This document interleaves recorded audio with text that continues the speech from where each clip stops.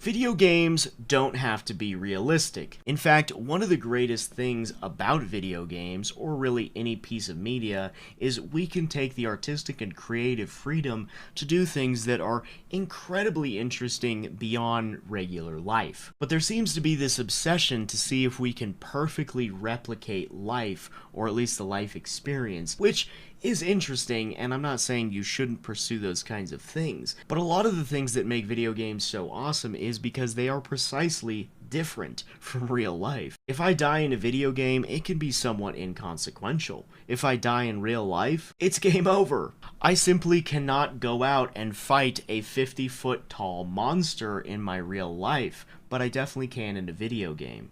And so these creative freedoms are what really open things up, but I'm also talking about specifically in graphics and making things look as realistic as possible. On one hand, a lot of gamers, including myself, are very impressed with that kind of thing, and it's very cool to see if we can use technology to replicate life. But at the same time, I think a lot of gamers would agree that you definitely can take artistic freedom and stylize what you're making as well, which doesn't necessarily have to look exactly like life looks. Additionally, games shouldn't necessarily be super grounded. For example, in Monster Hunter Wilds, the fishing is really well done. In fact, it's done so well that it really accurately represents actually fishing, to the point where it's like, damn, I might as well just actually go fishing at this point. And so one of the points of games is to actually gamify and take facets of life and turn it into a microcosm,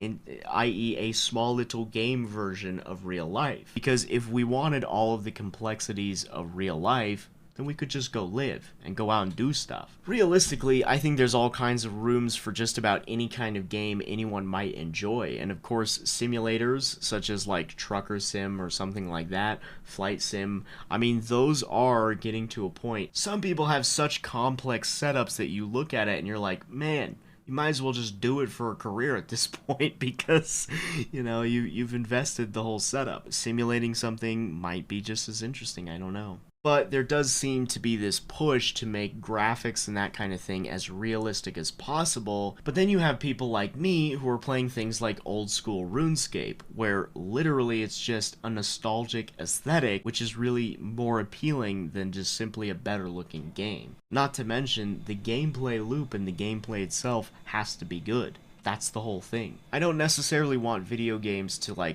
perfectly reflect life, because I mean, at the end of the day, that would be pointless.